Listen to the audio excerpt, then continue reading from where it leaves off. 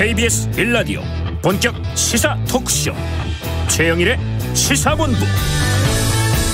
여러분 안녕하십니까? 최영일의 시사본부 시작하겠습니다. 어제 새 정부 첫 임시국무회의가 열렸습니다.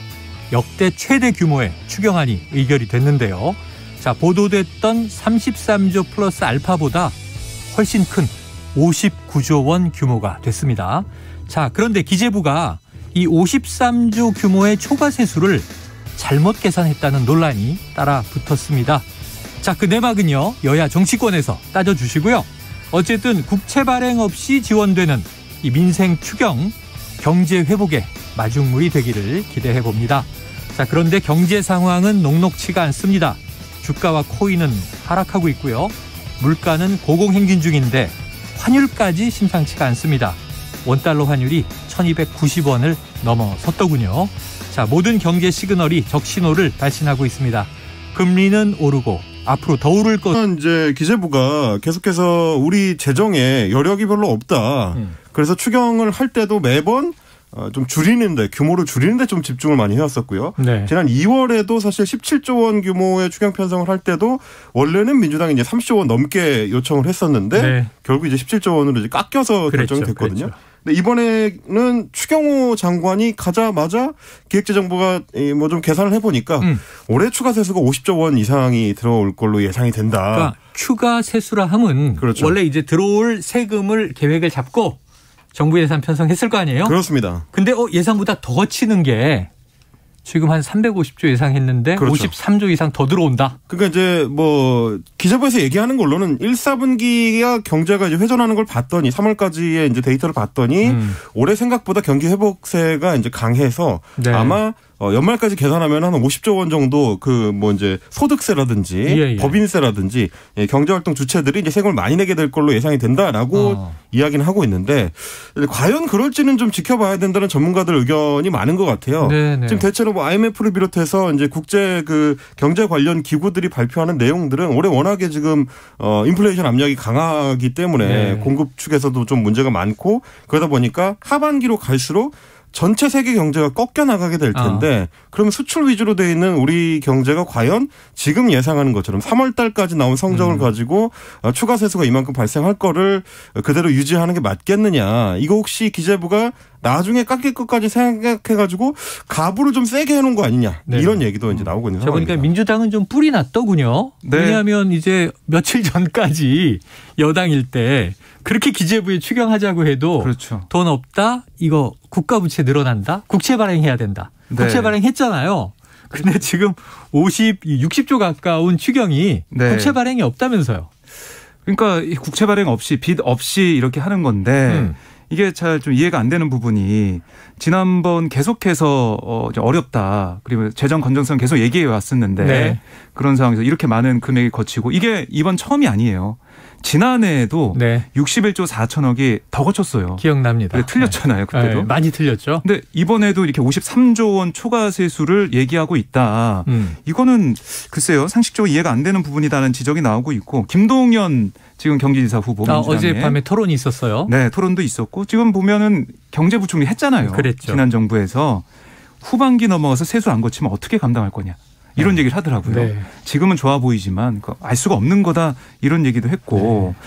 그리고 이 기재부에서는 올해 세입 예산은 지난해 7월에 편성했기 때문에 연말에 발생한 초과 세수 반영하지 못했다. 환율, 물가 여러 가지 사정 때문에 이렇게 차이가 난다라고 설명하고 있지만 사실 지금 보면은 세수 실적치가 3월까지 잡혀 있는 건데 네. 이거를 연말까지 다 예상해서 이렇게 반영한 거잖아요. 근데 이게 주목이 되는 게 추경호 지금 부총리 네. 기재부 장관이 국회의원으로 활동했던 지난해 6월 어떤 얘기 했냐면 국회 기재위에서 네. 최소 3분기까지 가야 세수를 확정적으로 알 수 있다는 게 정부의 일관된 입장이다. 그러니까 2분기 세수가 더 거쳤다고 세입 경정하겠다? 이것을 기초로 추경하겠다? 이게 과연 신중한 재정당국자의 입장인지 네, 문제를 네. 제기한다. 이렇게 얘기했는데 네. 지금 완전히 입장이 100% 바뀐 거예요. 원래 여당일 때랑 여당일 때 바뀌잖아요. 망신을 하지 않습니까? 뭐 그렇게 볼 수도 있는데, 네. 그러니까 추경호 장관은 뭐 정치인이니까 말씀하신 대로 이제 입장을 살짝 약간 선회를 할 수는 있지만 저는 좀 놀라운 게 이제 기재부 공무원들. 같은 경우에는 네. 지금 이제 기재부는 정권 바뀌고 나서 바뀐 게 장관하고 차관밖에 없거든요. 네, 그렇죠. 근데 지난 정부 때 같으면 뭐 기억하시겠습니다만 5급 사무관까지 네. 사표를 던지면서 이런 식으로 운영을 하면 안 된다. 재정 운영을 하면 안 된다라고 굉장히 반발이 거셌고 맞아요. 그래서 매번 추경 편성을 할 때마다 기재부하고 이제 갈등이 컸었고요. 특히 여당 민주당과 기재부 갈등이 컸죠. 홍남기 경제부총리. 오죽했으면 홍남기 경제부총리의 별명은 홍남기 벽이었습니다. 항상 벽에 부딪힌다 그래가지고. 네, 그렇는데 이번에 장관이 바뀌고 정권이 바뀌자 기재부 공무원들이 다 좀 잠잠해지는 것이 네네. 좀 신기한 현상 같다라는 생각은 좀 듭니다. 이분이 정권 교체를 못 보셨네. 항상 새 정부 초기에는요 관료들이 정신 바짝 차리고요. 후반기 가서 이제 레임더 고구마 이러면서 복지부동하고요. 늘 뭐가 바뀌었느냐? 뭐 이제 장관 차관밖에 바뀌지 않았느냐? 공기가 바뀝니다. 공기가 공무원 네. 사회에. 세종시의 공기가 좀 어떨지 궁금하기도 해요. 자, 앞으로 여기서 공회의 한다고 하는데 지켜보고요.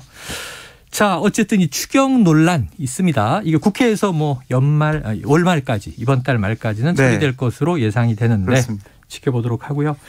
또 큰 게 터졌습니다. 지금 어제 잠깐 이 시간에 짚었는데 네. 민주당에서 이 삼선 중진 박완주 의원을 성비위 문제로 제명했잖아요. 그렇습니다. 자, 어제 대국민 사과도 나왔는데 네. 이게 좀 뭐 내용이 좀 밝혀진 게 있습니까? 사실은 뭐 2차 가해 네. 논란 때문에 뭐 구체적인 사항까지 알려지지 않고 있는 상황인데 어제 이제 박지원, 윤호중 두 민주당의 공동 비상대책위원장이 기자회견 열어서 고개를 숙였는데요. 네. 이 박완주 의원 사건 이거는 작년 말에 발생한 심각한 수준의 성범죄다 네. 이렇게 얘기를 했고 피해자가 자체적으로 사건을 해결하기로 했지만 원만하게 진행되지 않았고 4월 말쯤에 당 젠더폭력 상담 신고센터로 신고가 들어왔다. 이렇게 설명을 했어요. 그래서 비대위가 철저한 조사를 통해 증거를 바탕으로 사건의 심각성을 확인했다.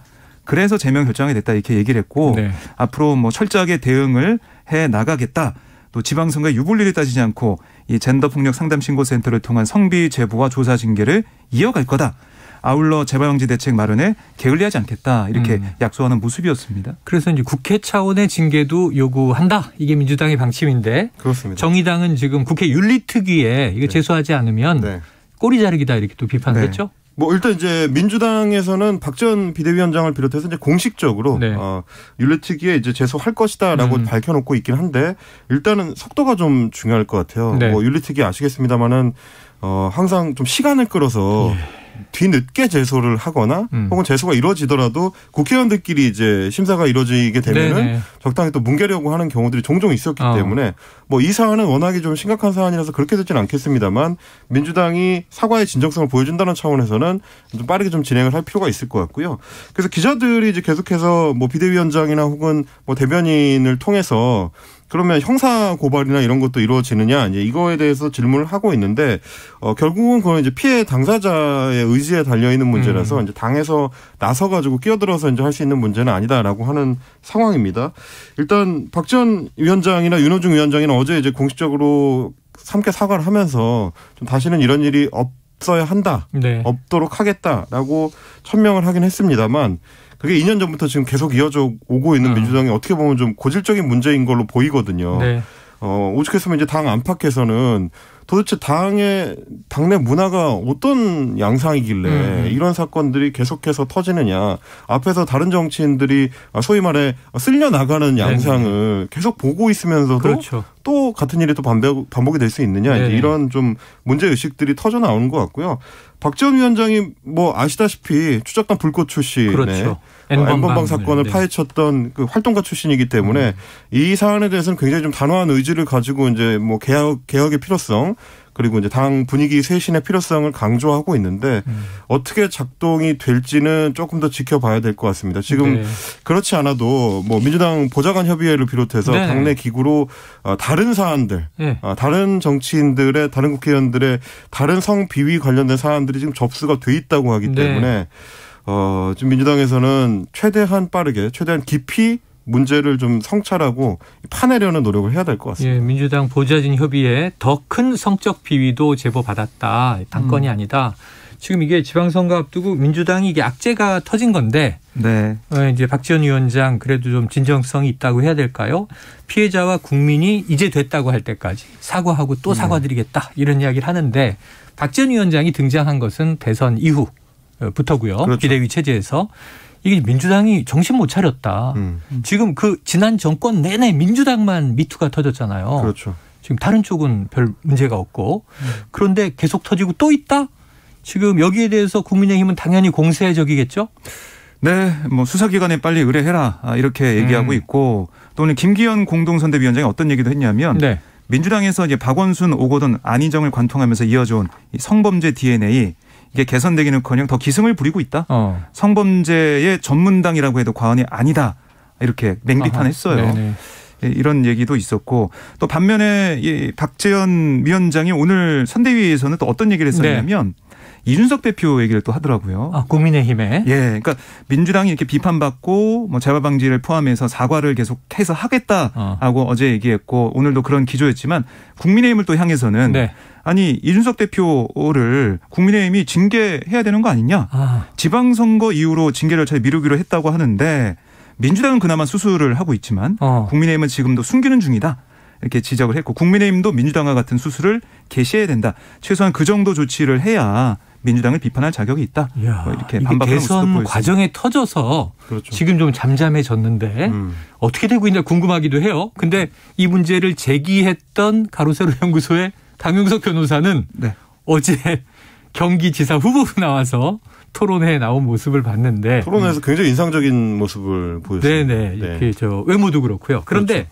어떻게 되고 있어요? 이준석 대표에 대한 문제는? 뭐 이준석 대표에 대해서는 일단 그 당에서 윤리위에 회부를 해서 이제 절차를 진행하고 있다고는 하는데 그래요. 아직까지 지금 이제 구체적으로 어떻게 진행되고 있는지는 지금 드러나지 않고 있어서 박재현 위원장도 이제 사실 그 부분을 지적을 하는 거고요.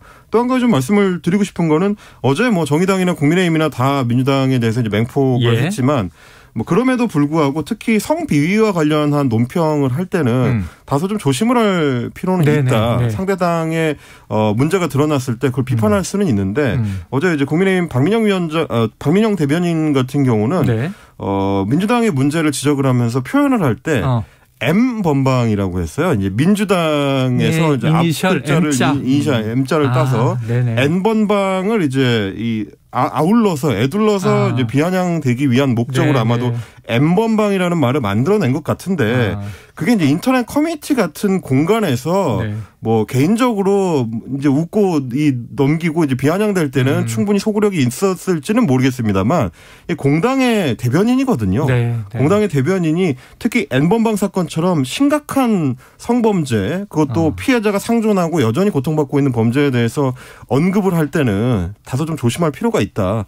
이걸 이제 비꼬는 정도로만 사용하기에는 너무 무거운 문제다. 이런 부분을 좀 생각할 필요는 있을 것 같습니다. 정치권의 저는 문제가 상대의 이 잘못, 이 흠결은 너무 잘 눈에 보여서 막 파고드는데 그 와중에 자기의 모습은 안 보이는 것 같아요. 바로 엊그제 이재명 이제 후보 숨쉰 채 발견. 이거 맹비난했거든요. 그렇죠. 그러니까 M번방 똑같은 거 아닙니까 지금? 그렇죠. 좀 이 언어가 순화돼야 한다 정치권에. 아무리 선거라도 이런 생각을 해봅니다. 자, 여기서 성비위가 끝이 아닌데요. 지금 12시 38분이 됐습니다.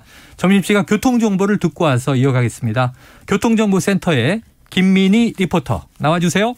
네, 도로 정체는 점심시간을 지나면서 주춤해졌습니다. 다만 제2경인고속도로 인천 쪽으로 서창분기점 부근 2차로에서는 사고가 났고요. 더 가서는 남동에서 문학 사이와 또 인천 시점 부근에서 속도 줄여 지납니다. 중부고속도로 남이 쪽으로는 먼저 동서울요금소에서 산곡분기점 사이와 다시 호법분기점에서 모가 사이로 정체되고 더 가서 서청주 부근에서도 사고가 나면서 1차로를 막고 처리 작업을 하고 있습니다. 이 때문에 부근 2km 구간에서 정체입니다. 중앙고속도로 부산 쪽으로 춘천요금소 부근 3차로에서도 사고 처리 작업을 하고 있습니다. 서울시내 내부순환로 성산대교 쪽으로 성동교 부근 1차로에서는 고장난 차를 처리하고 있어서 부근으로 차량들 서행하고요. 청담대교 북단에서 남단 쪽으로는 사고가 나면서 북단부터 정체 심합니다. 반대 남단에서 북단 쪽으로 3차로에서는 고장난 차를 처리하고 있습니다. KBS 교통정보센터였습니다.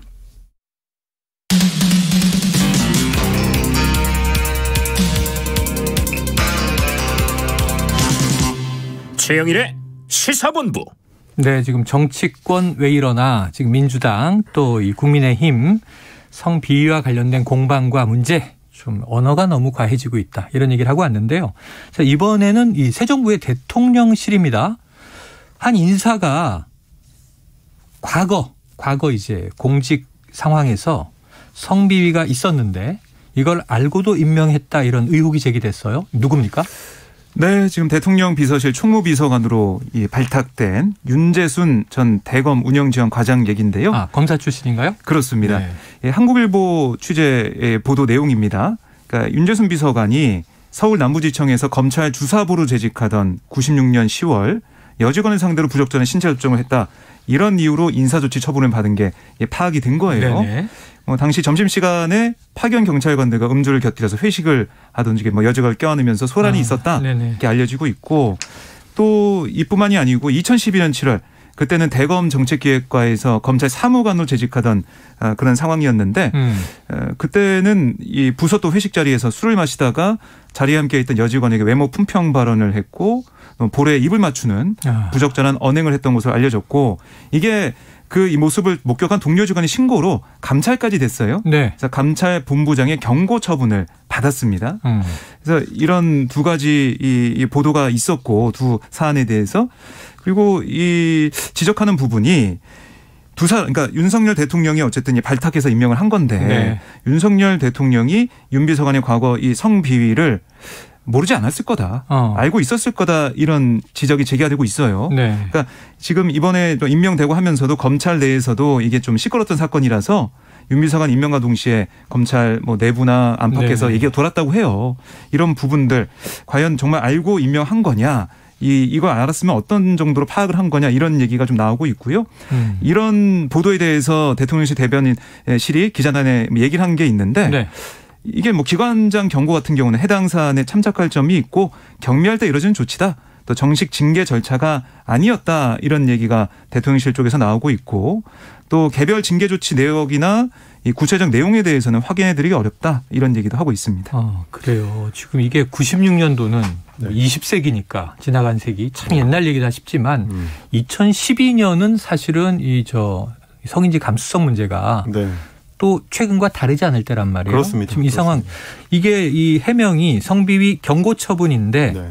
정식 징계가 아니다 보다는 국민들이 바라보는 건 정말 이런 행위를 한 사람이냐 아니냐 이런 거잖아요. 그렇죠. 네. 지금 이제 대통령실에서 해 놓은 이야기들을 보면 해당 직위에 대해서 이제 전문성이나 조치 후의 기간이나 여러 재반 경위를 종합적으로 고려해서 네. 인사를 했다라고 이야기를 하고 있는데 그러면 조치 후의 기간이라는 거는 2012년에 기관장 경고를 받고 10년 정도가 지났으니까 네네. 괜찮다는 거냐라고 이제 되물을 수밖에 없는 상황이에요.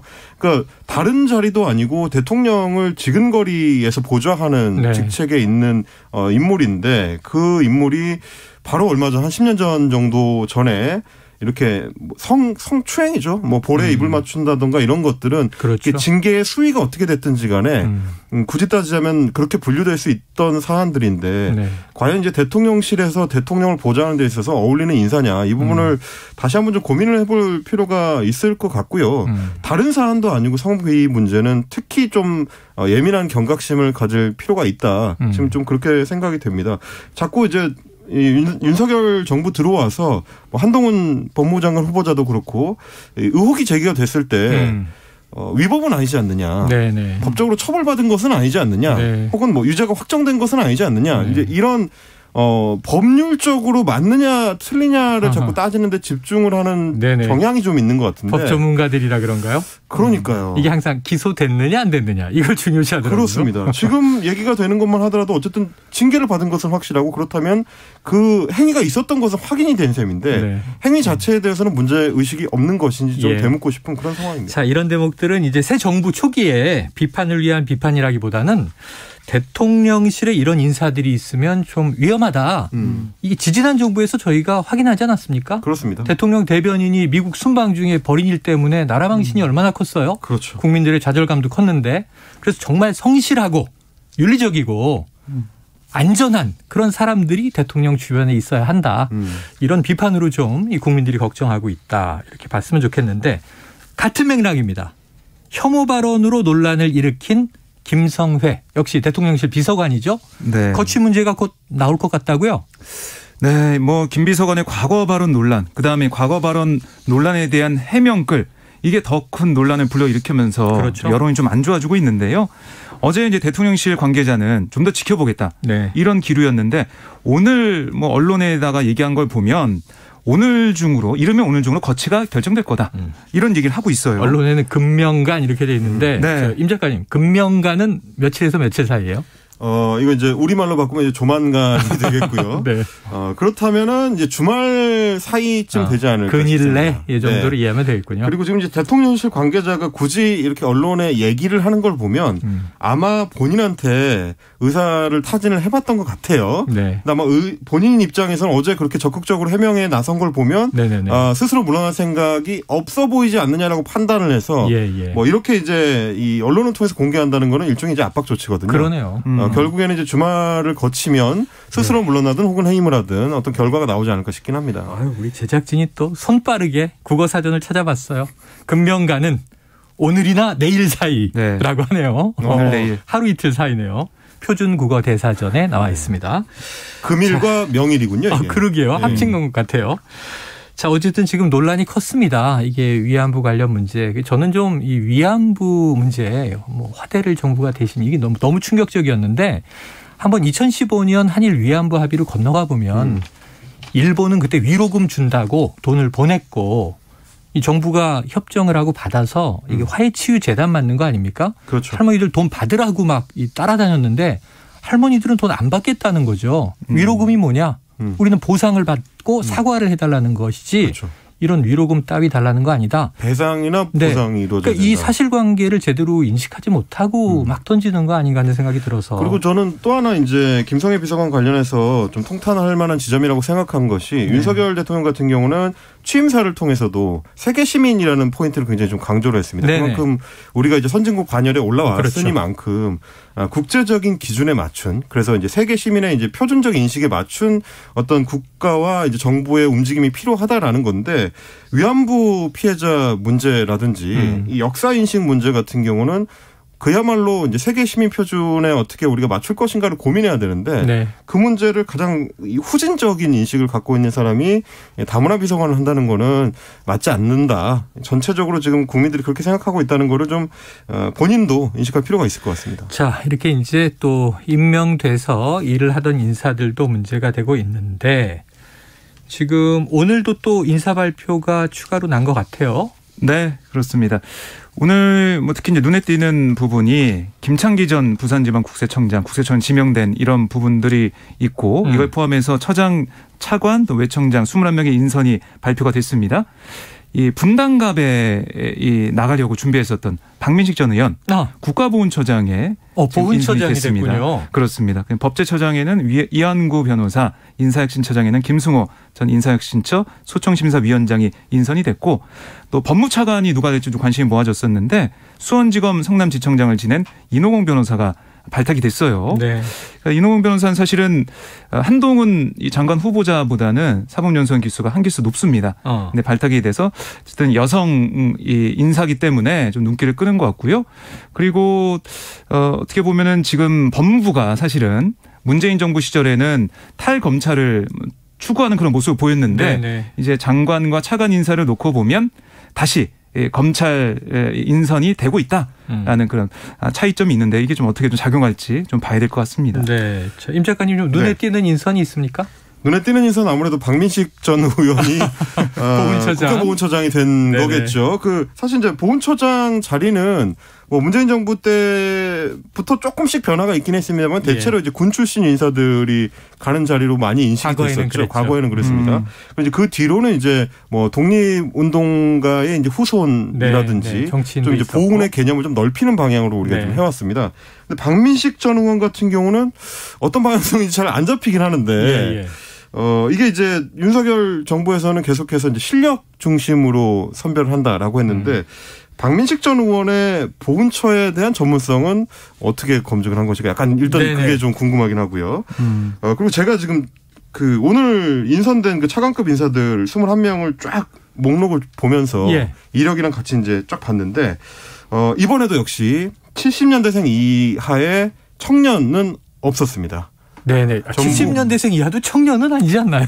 그렇죠. 70년대생만 해도 벌써 50대인데. 80년대 이후는 돼야죠. 80년대는커녕 70년대생도 없었고요. 그래요? 다 이제 60년대생 이상의 상대적으로 좀 고연령층이라고 지금 할 수 있는 장년층. 저도 아직 많이 일해도 되네요. 60년대 중반도.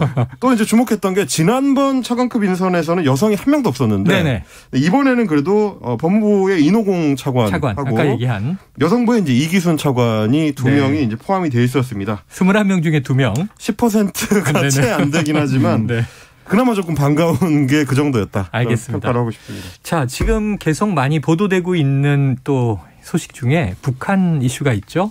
물론 이제 미사일 도발.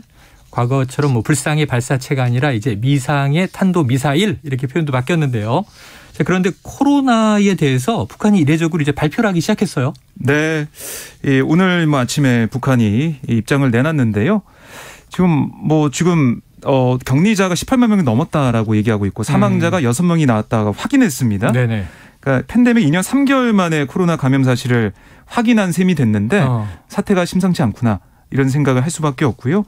그리고 사실 이게 이제 열병식을 통해서 정말 평양 그 시내 많은 분들이 많은 사람들이 모였잖아요. 네네네. 우리가 전국에서 이제 많이 왔을 텐데. 태양절에는 또 축제를 열었고. 그렇습니다. 그런 걸 통해서 좀 많이 퍼지지 않았나 생각이 들고, 근데 오미크론 변이의 하위 변종, 그러니까 이 전파력이 더 센 BA2 이 변종까지 지금 확진자가 확인됐다라고 얘기하고 있거든요. 그래서 앞으로 확진자가 더 많이 나올 수 있다라는 생각이 들고요. 이게 4월 말부터 열병이 퍼졌다고 하니까 그때부터 코로나19 환자가 본격적으로 나왔던 것 같고 35만 명 정도의 발열자가 나왔고 그중에 16만 명이 완치가 됐으니까 18만 명의 지금 격리자가 있다라고 보시면 되겠습니다. 불과 2주 사이에 확 퍼졌다는 건데 그 전엔 또 어땠는지는 알 수가 없으니까 말이죠. 청정국이라고 이야기는 했지만. 자, 임 작가님. 근데 그동안 꽁꽁 숨기고 이미 2020년 1월 말부터 중국과의 국경을 봉쇄하기까지 했어요. 그런데 이렇게 밝히는 이유가 있지 않을까요? 아마도 오미크론이기 때문에 밝힐 수 있었던 게 아닌가 싶습니다. 이제 상대적으로 치명률이 이 기존의 변이들에 비해서는 오미크론이 좀 상대적으로 좀 떨어지기 때문에 이 경우에는 이제 밝히더라도 사망자가 막 급격하게 늘어나거나 폭발적으로 늘어나거나 이러지는 않을 거라는 뭐 생각이 어느 정도 반영된 거 아닌가 싶기도 하고요. 또 한 가지 측면은 워낙 지금 확진자가 많아지는 상황이라서 북한 내부적으로도 계속 꽁꽁 숨기기에는 쉽지 않을 것 같다는 판단을 했을 가능성이 있습니다. 다만 이제 우려가 되는 거는 북한 같은 경우는 워낙에 의료 환경이 열악한 상황이라서 확진자 관리나 혹은 확산 관리가 충분히 이루어지고 있을지 뭐 치료제라든지 이런 조치가 제때 이루어질 수 있을지 이런 게 좀 걱정이 되는 상황이라 지금 북한은 또 계속 이제 도발 위협을 높이고 있는 상황이라서 미국이나 우리가 좀 도와주기도 어려운 현실이라 여러 가지로 좀 걱정이 됩니다. 자, 어제 이제 권영세 통일부 장관은 이제 이게 보고서 채택이 됐더군요. 그런데 상당히 전향적인 얘기를 했어요. 인도적인 지원은 윤석열 정부도 고려하고 있다. 또 이제 미국이 어떻게 이제 또 도움의 손길을 내밀지도 궁금해지는 대목입니다. 뭐 지난 정부의 이어달리기다 이런 얘기도 했었죠. 자, 오늘 한입뉴스 여기서 정리하겠습니다. 박정호 기자, 임경비 작가 고생하셨습니다. 고맙습니다. 자, 오늘의 디저트송은요. 청취자 7910님. 기재부의 세수 수입 보고가 들쭉날쭉인 걸 보니 새 정부와 썸을 타는 것 아닌가 싶네요. 이런 추정도 민주당 내에서 있죠. 소유와 정기구가 부른 썸 신청합니다. 노래 듣고 2부로 돌아올게요.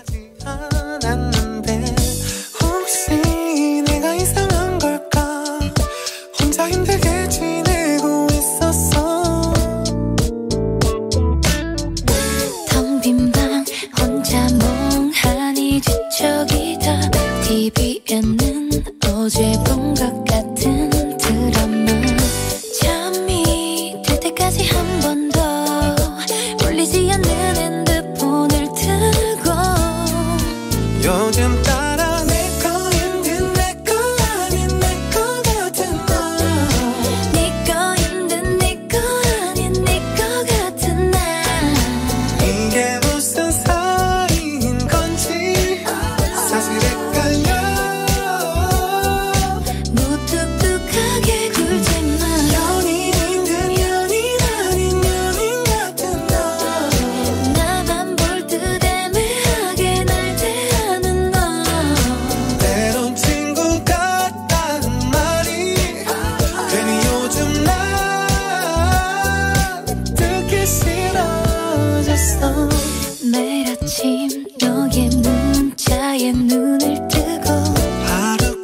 나는 네 목소리에 잠들고파 주말엔 많은 사람 속에서 보란듯이 널 끌어안고 싶어 요즘 따라 내 거인 듯 내 거 아닌 내 거 같은 너 네 거인 듯 내 거 아닌 내 거 같은 나 때론 친구 같다는 말이 괜히 요즘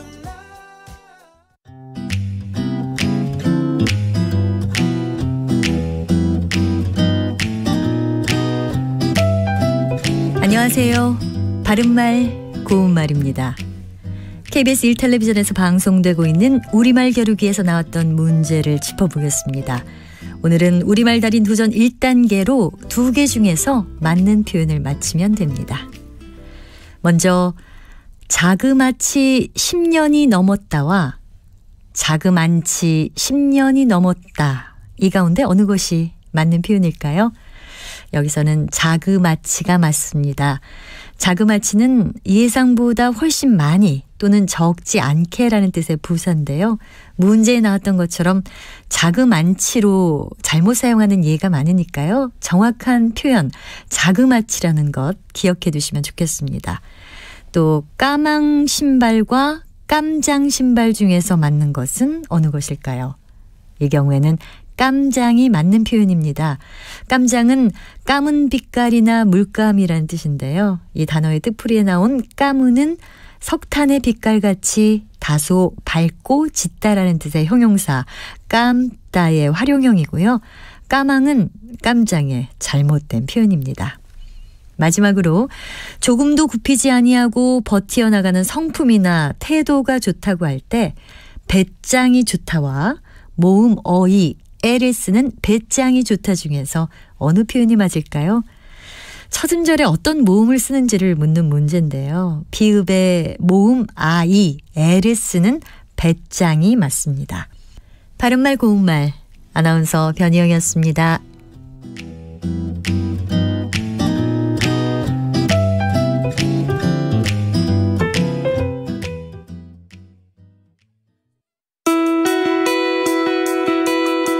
예, 소나무림 같은 경우는 산불이 나게 되면 가사 끌 수가 없을 정도로 강력합니다. 깊이 있는 뉴스. 한꺼번에 이러다가 전생의 콜벌이 다 사라지면 그건 어떡하지? 색다른 이야기.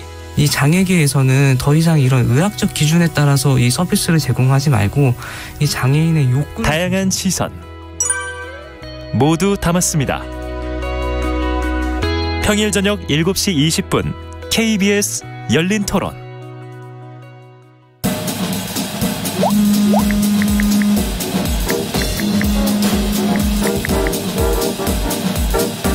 스마트한 당신의 내일을 위한 모든 소식. 김성환의 시사야에서 알차게 준비했습니다.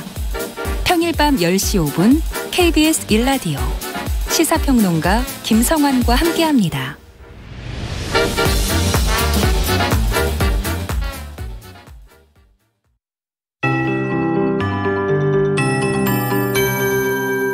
KBS 58분 날씨.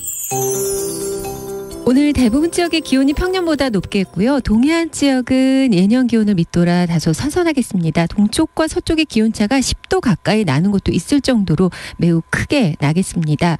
오늘 낮 기온 서울 26도로 거의 초여름 더위 수준이 되겠고요. 강릉 15도에 머물겠습니다. 대전 24도, 광주 23, 대구 21도 등 전국의 낮 기온이 15도에서 26도의 분포를 보이겠습니다. 오늘 구름은 많은 편입니다. 대체로 하늘에 구름이 빼곡하겠고요. 오후에 내륙을 중심으로 가끔 비 오는 곳이 있겠습니다. 낮까지 제주도에도 비가 내릴 텐데 제주에는 5에서 10mm 정도, 그 밖에 강원도와 충청 이남 지역으로 5mm 안팎의 비가 뿌려지겠습니다. 빗방울 떨어지는 곳도 곳곳에 있을 걸로 보여집니다. 오늘 10시를 기해 서울특별시 동남권과 동부권에 건조특보가 발효됐음을 참고하시기 바랍니다. 오늘 강원 산지에는 가시거리 200m 미만의 짙은 안개 끼는 내리는 곳이 있겠습니다. 낮은 구름에 의한 거고요. 내일 새벽부터 아침 사이에도 내륙을 중심으로 안개가 짙겠습니다. 내일 아침 기온은 서울 11도 등 6도에서 15도, 낮 기온 서울 21도 등 18도에서 25도로 내일 전국이 맑겠고 일교차가 크게 벌어지겠습니다. 오늘 밤 북쪽에 찬 공기가 남쪽으로 내려옵니다. 지금 서울의 기온은 23.7도입니다. 강혜종입니다.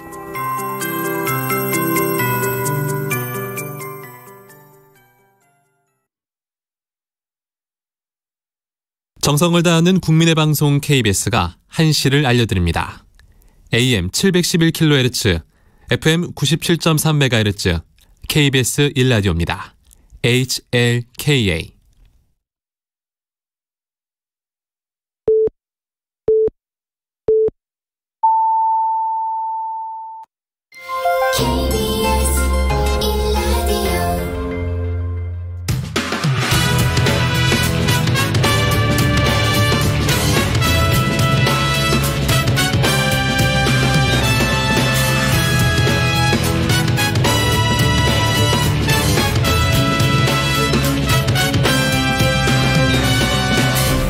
KBS 1라디오 최영일의 시사본부.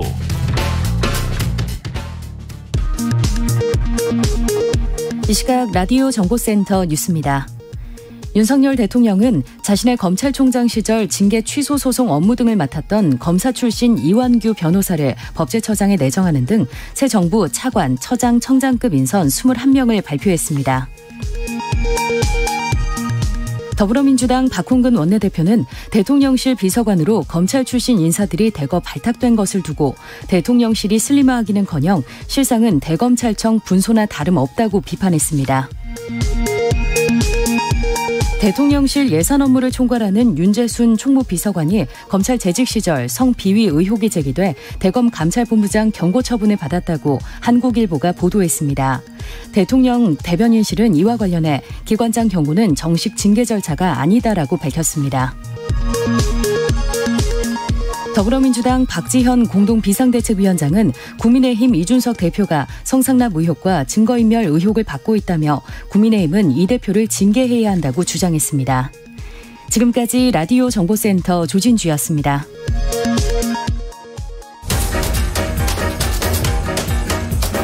최영일의 시사본부 10분 인터뷰.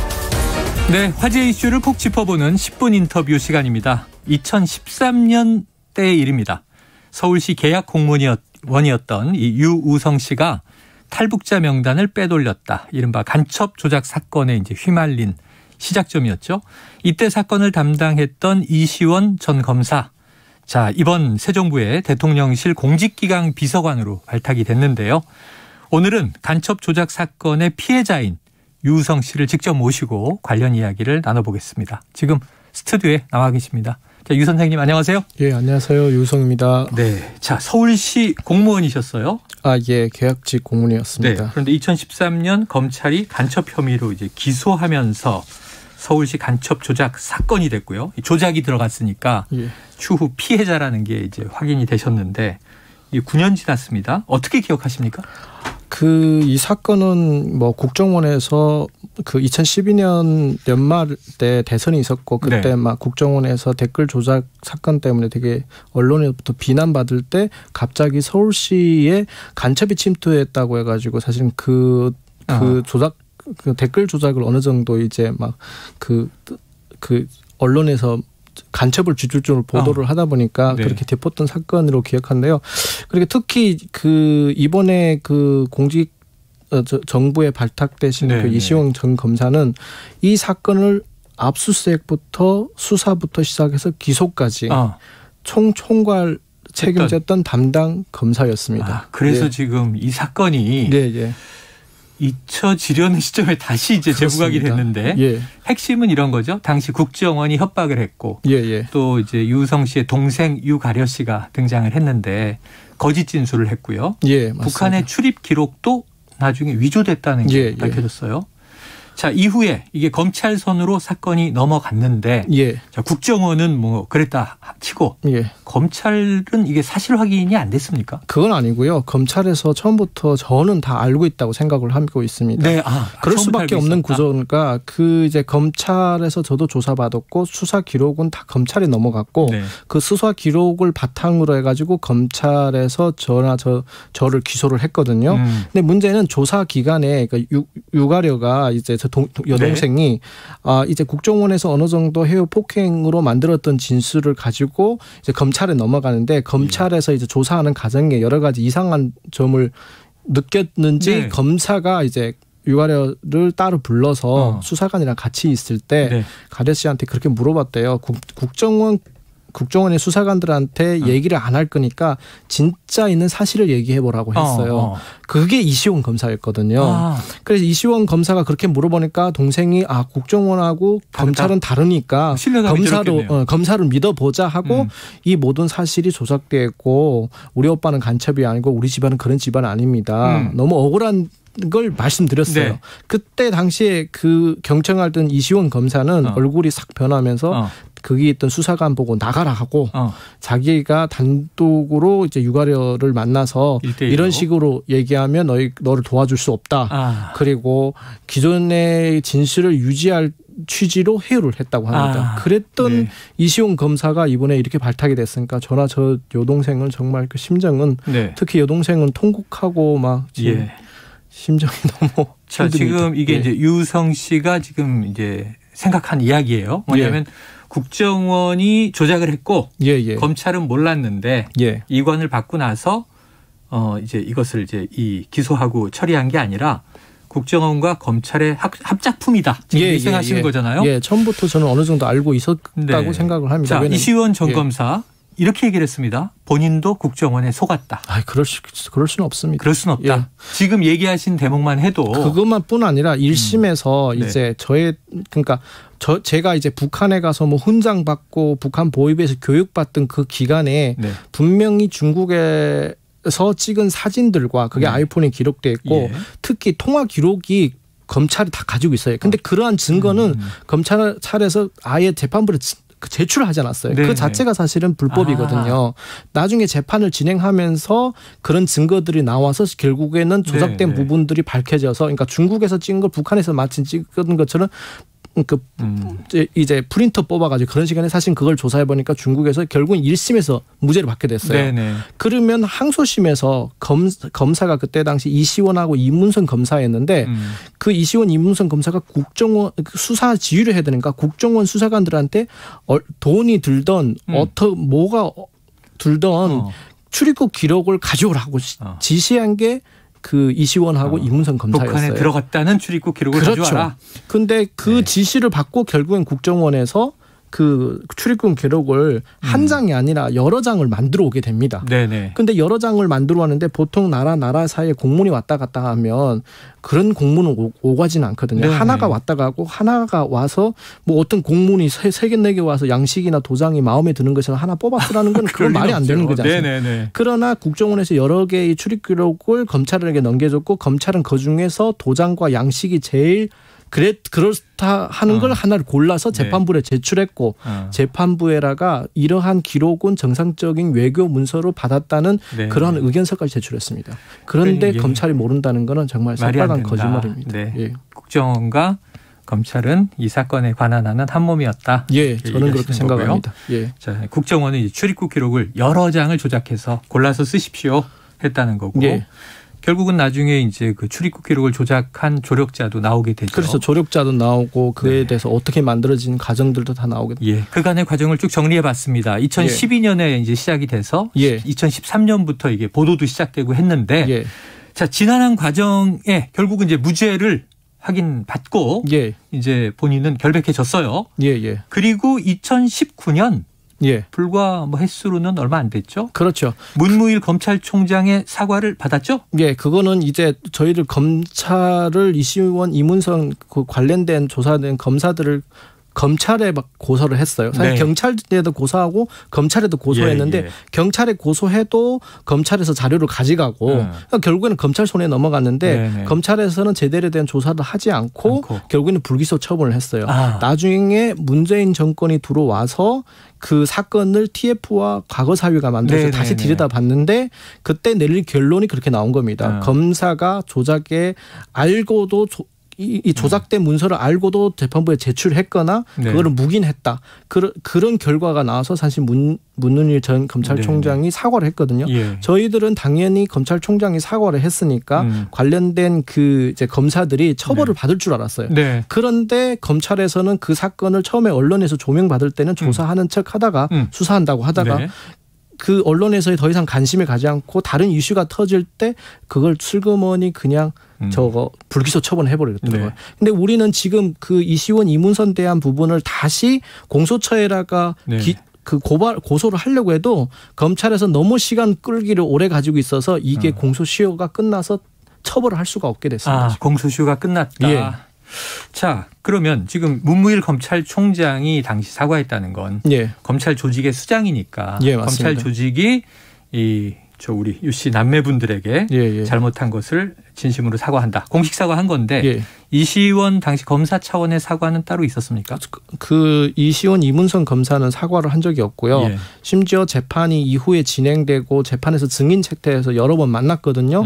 아주 사과를 단 한 번도 한 적이 없습니다. 네. 예. 자, 그런 이제 과거에 악연이 있습니다. 예. 근데 이번 새 정부 들어와서 예. 이시원 전 검사의 이름을 이제 대통령실 그래서 너무 비서진 이름에서 발견했을 때 그때는 어떠셨어요? 전 너무 놀랬고요. 아는 네. 기자부터 그 올 5일날 어린 날에 그 내용을 받았는데 저는 저의 귀와 눈을 진짜 믿을 수가 없었고요. 왜냐하면 과거에 과거 사위에서 이미 유죄된 부분을 밝혔고 네. 검찰은 기소권을 당시에 독점하고 있으니까 제 식구로 감싸느라고 처벌을 안 한 거지 그 사람들이 죄가 없는 건 아니거든요. 예. 그런데도 불구하고 본인들은 그런 부분에 대해서 사과 한마디 없고 반성이 없이 어떻게 자숙을 해야 되는데 지금은 굉장히 큰 로펌에서 잘 나가는 변호사로 일을 하고 있다는 걸 그 후에 들었습니다. 예.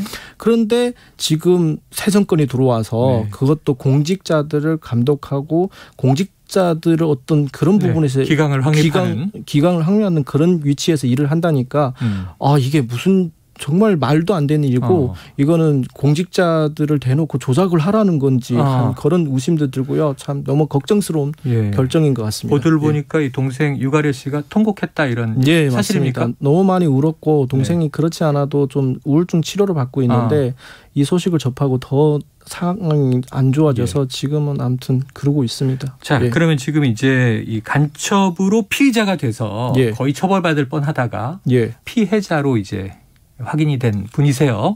그럼 이번 인사를 보면서 임명 철회해야 한다고 생각하십니까? 저는 반드시 철회를 해야 되고 왜냐하면 그렇지 않아도 검찰은 자기 식구 감싸기로 국정원 직원들, 국정원 수사관들만 4년씩 막 처벌을 받았거든요. 그러나 검찰들은 누구도 처벌받지 않아서 징계 1개월, 사실 휴가를 1개월 준 거나 똑같고요. 처벌을 안 했거든요. 그것만 해도 검찰 역사에는 정말 큰 오명을 남겼어요.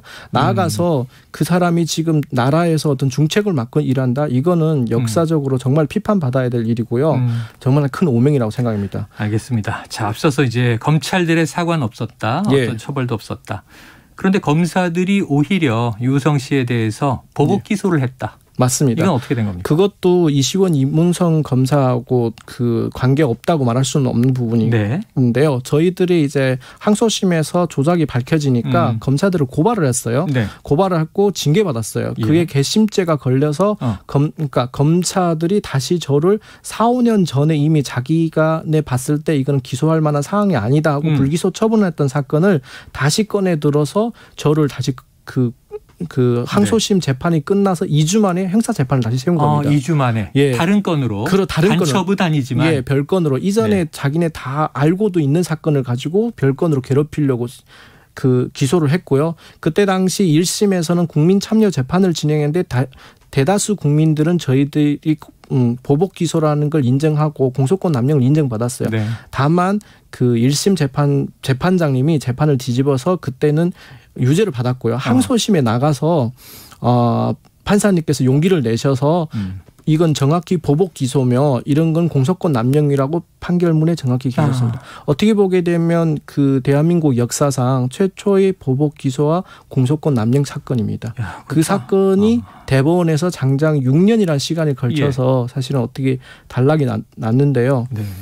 참 오랜 시간 걸렸죠. 네. 그래서 저희들은 그 보복 기소를 공소권 남용했던 검사와 지휘 라인을 이번에 공수처에 고발하게 됐습니다. 공수처에 고발이 들어간 겁니까? 예, 작년 11월 달에 들어가는데요. 네. 저희들은 금방 그러니까 최초의 우리나라의 보복 기소에 대한 판례가 나왔으니까 네. 이에 기초해가지고 수사가 빨리 진행될 줄 알았는데 공소권을 남용했다는 것을 그런데 뭐 한 6개월 되도록 뭐 고소인 참고인 조사가 이루어지지 않다가 얼마 전에 자동으로 배당돼서 언론에 알려지게 됐습니다. 그래서 제가 느끼기에는 등 떠밀어서 사실은 지금 고소인 조사를 하지 않겠나 하고 생각이 드는데요. 네. 더군다나 제가 지금 고소했던 사람들이 그 검사들이 이두봉 검사를 비롯한 이분들은 지금 현 윤석열 정부의 윤석열 대통령이 측근들입니다.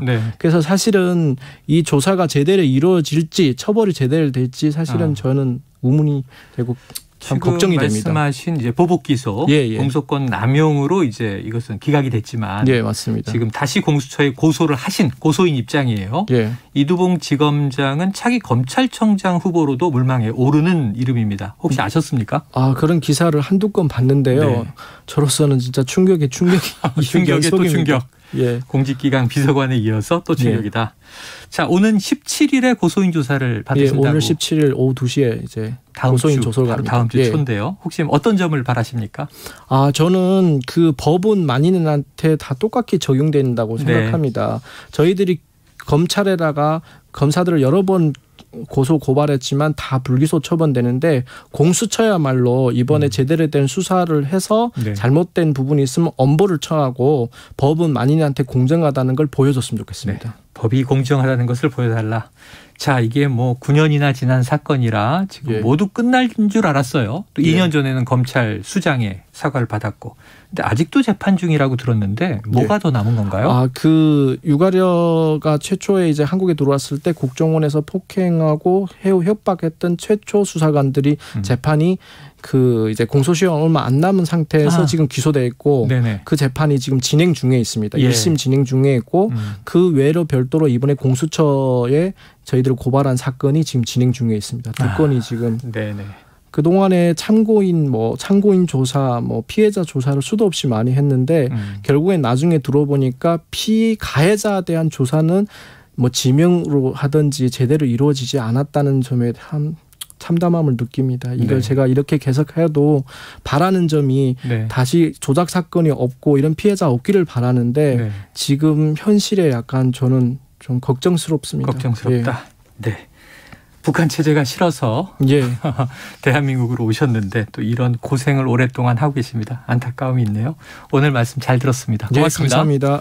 지금까지 과거 서울시 공무원 간첩 조작 사건의 피해자 유우성 씨였습니다. 최영일의 시사본부는 여러분과 함께합니다. 짧은 문자 50원, 긴 문자 100원이 드는 샵 9730. 라디오 어플 콩과 유튜브는 무료로 참여하실 수 있습니다.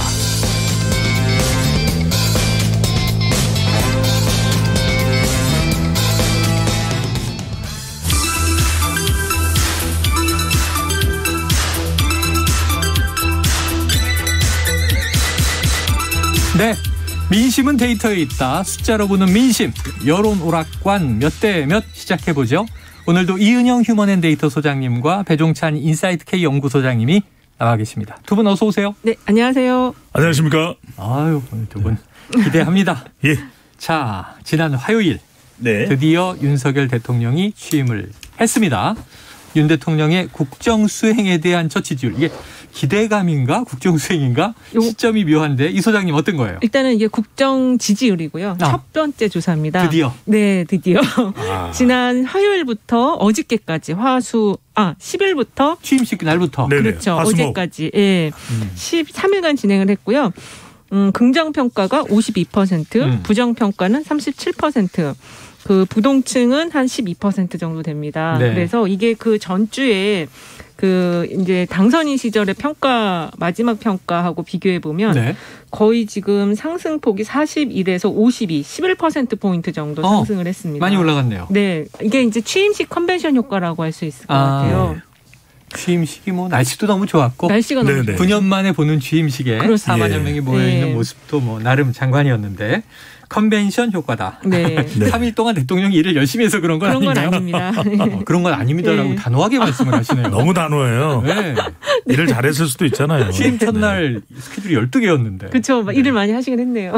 그리고 이제 그런 모습도 방금 전에 이제 일을 열심히 했느냐 하는 중요한데 저는 이제 그런 모습들이 영향을 미쳤을 것 같아요. 이제 출근했을 때 바로 기자분들을 만나서 이렇게 응답하는 모습 그런 부분들은 좀 긍정적으로 영향을 줄 수가 있거든요. 그러니까 취임식 효과 주목도가 또 높아지죠. 그래? 용산은 어떨까? 출근할 때 분위기는 어떨까? 그러니까 좀 더 많은 사람들이 이제 주목했다는 점에서 지지율이 올라간 효과가 있다고 봐야 되겠죠. 네. 그리고 어쨌든 새 정부니까 그렇죠. 국민들 입장에서는 정말 잘해줘야죠. 한적한 문제들이 있는데. 특히 그 기자 아까 말씀하셨는데 그 도어 스태핑이라고 그래서 이제 들어가기 전에 기자들 잠깐 만나서 주요 현안을 이제 얘기를 해주는 건데 보통 그 대변인들이 하거든요. 네. 대통령이 직접 하시고 가장 궁금해하는 거에 정답을 딱딱 주셨어요. 그날도 일부만 한다 인사를 이렇게 그 기사 쓰기 좋게 가장 핵심적인 답을 딱 얘기를 해주니까 그런 면에 있어서도 좀 뭐랄까 쿨한 모습이라고 하면 너무 좀 좋은 평가 같기도 한데 그런 모습도 영향을 받았던 것 같습니다. 됐던 것 같아요. 자, 출근 때마다 기자들과 만난다. 또 이제 원하는 답변을 준다. 심지어 대통령 전용 엘리베이터도 없다. 그렇죠. 이런 여러 가지 얘기가 나와서 소통하는 모습은 좀 용산 가서 나아진 거 아닌가 이런 생각도 있을 것 같고요. 보니까 뭐 이 직무수행 잘하고 있다 응답한 분들은 공약 실천, 대통령 집무실 이전, 결단력, 추진력, 뚝심, 공정, 정의, 원칙 이런 이제 기대감들이 있다는 걸. 근데 이제 이게 실제로 잘한다고 평가하는 요인으로 보기엔 좀 너무 전체적으로 다 미약하고요. 부정평가가 그 대통령 집무실 이전이 30%예요. 아직도. 그게 또 긍정에도 있지만 부정에도 있네요. 부정 훨씬 더 많이 있어서 이게 그래서 이것만 가지고는 지금 긍정평가를 좀 논하기는 아직은 어렵고 그냥 컨벤션 효과 이렇게 정리할 수 있을 것 같아요. 알겠습니다. 자, 윤 대통령 앞으로 5년간 직무를 잘 수행할 것인가? 이건 이제 예상을 물어본 거겠죠. 근데 보니까 60%가 잘할 것이다. 28%가 잘 못할 것이다. 그러면 이것도 좀 기대감 조사 때보다 많이 오른 거죠? 기대감이라고 봐야 되겠죠. 그래서 서서히 이런 국정수행 기대감에서 이제 취임식이 가까워지면서 이 기대감도 조금씩 높아지는 현상이 나타났거든요.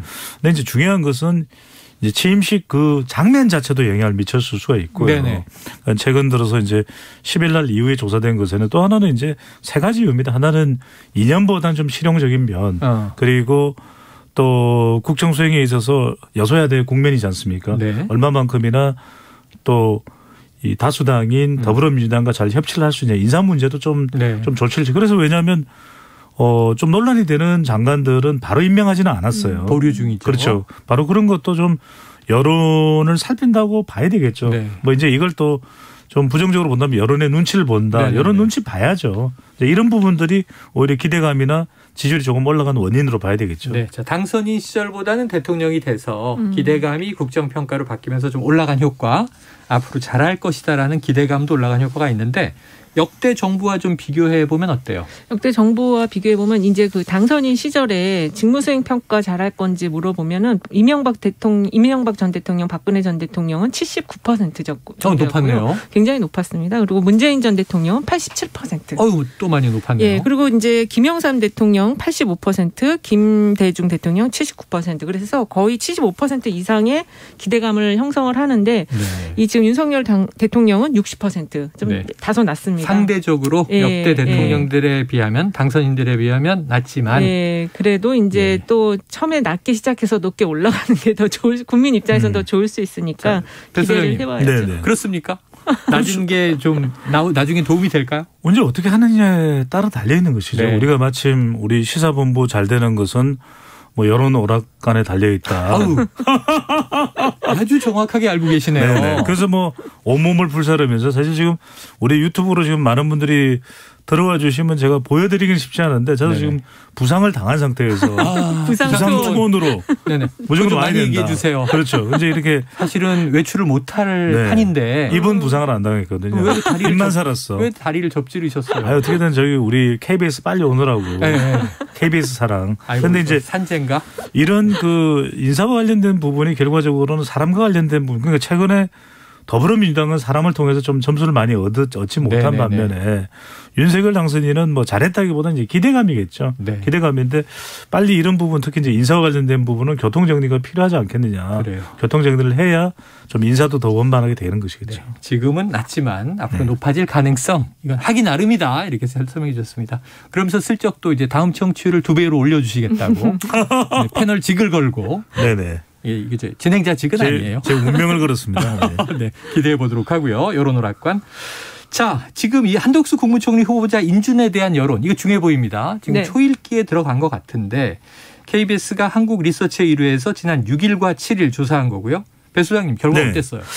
결과는 통과시켜야 된다는 여론이 더 높았습니다. 통과시켜야 된다가 50.2%, 네. 통과시키지 말아야 한다가 35.7%. 그래서 약 한 15%포인트 가까이 통과시켜야 된다는 여론이 높은데 이걸 가지고서 지금 들으시는 우리 청취자분들이 부정적이었던 걸로 아는데 왜 이렇게 긍정적이게 생각하시는데 이것도 마찬가지로 취임식이 가까워지면서 이 조사가 KBS의 대통령 취임 또 이게 여론 특별 조사거든요. 네. 그러다 보니까 이제 이게 이른바 컨벤션 효과라고 볼 수가 있겠죠. 그래서 덩달아 한덕수 총리 후보자에 대한 여론도 조금 취임식이 가까워지는 게 개선됐는데 여기서 핵심이 하나 있습니다. 그런데 네. 왜 지금 한덕수 총리 후보자가 그럼에도 불구하고 더불어민주당의 시각에서 보면 부결 가능성이 높으냐. 교통정리가 안 되는 거죠. 그러니까 더 논란과 의혹이 되는 후보자들에 대한 교통정리가 되는 여론이 좀 바뀔 수가 있거든요. 네네. 그래서 지금 상황에서는 워낙 대결 구도가 되고 있으니까 예. 그럼에도 불구하고 이런 여론에도 불구하고 더불어민주당 쪽 차원에서의 판단과 배경은 좀 인준이 힘들지 않겠냐 네. 이런 여론이 나오고 있는 거죠. 제가 궁금한 걸 다 답변해 주셨어요. 왜냐하면은 네. 기존에 이 적격이냐 부적격이냐 네. 지명이 근데 부적격이 좀 높기도 하고 사실은 오차범위 내에서 찬반이 네. 팽팽했는데 그래도 새 정부를 밀어준다면 그렇죠. 다소 문제가 있어도 이 인준을 해주는 게 맞지 않느냐 여론이 좀 높아졌는데 네. 지금 민주당은 또 다른 이유로 부결 카드를 고수하고 있다. 그렇죠. 다른 장관과 연계할 텐데 이게 한동훈 법무부 장관 후보자 청문회에서도 이슈가 뜨거웠어요. 예. 다른 장관들을 하나하나 살펴보면 네. 한동훈 후보자 인선에 대한 여론 있습니까? 네. 일단 오늘 나온 갤럽 조사 보면은 적합 의견이 44%, 부적합 의견이 36%예요. 네네. 적합이 더 많고요. 네. 그리고 이게 지난 4월 19일, 20일 했던 그 동일한 문항의 조사하고 비교해 보면 적합하다는 의견이 38%에서 44%로 6%가 포인트 상승을 했어요. 예. 그러니까 요거는 이제 그 인사청문회를 보면서 민주당 의원들의 어떤 그 실수 부분에 있어서 또 한 방 없었다. 그렇습니다. 그래서 이게 그 저 정도면 할만하다라고 이제 지금 평가를 하신 것 같고요. 그거는 이제 뉴스토마토, 미디어토마토 조사에서도 거의 비슷한 수준으로 나왔어요. 네. 거기서도 한동훈 내정자에 대해서 적절히 39.7%, 부적절히 42.9%가 나왔거든요.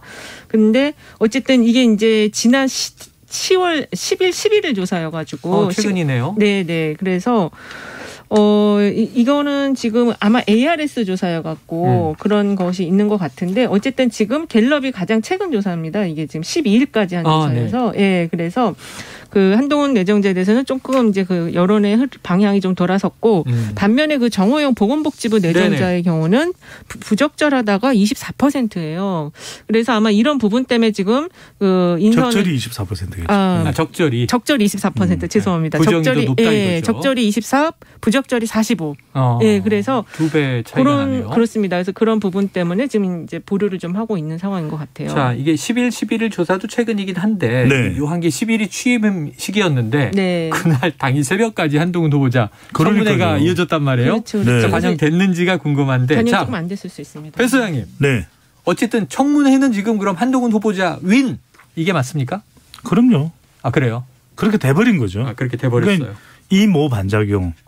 한국 3M 반작용. 한땡땡 반작용. 그다음에 소리쳐 무시하는 거예요? 소리쳐 반작용이 되거든요. 그런데 저는 이게 인사청문회 늘 딱 세 명 의원의 얼굴이 떠오르는데 인사청문회는 욱하면 안 돼요. 그렇죠. 차분하게 아주 정교하게.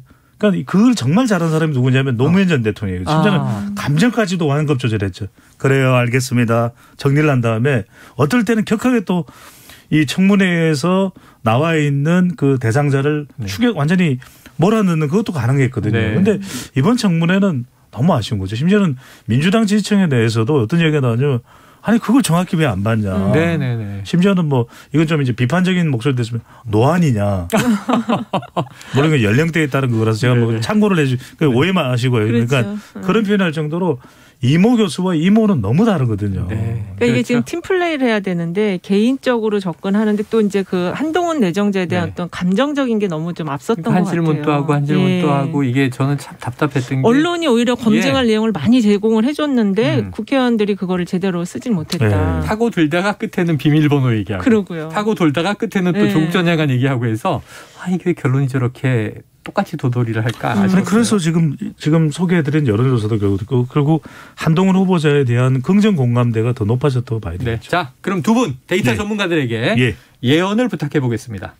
지금 한덕수 총리 후보자 인준을 비롯하여 지금 이야기한 한동훈 후보자, 정호영 후보자 이 외에도 지금 보류된 분들이 박보균 문체부 장관 후보자, 또 원희룡 국토부 장관 후보자, 김현숙 여성부 장관 후보자 등이 있어요.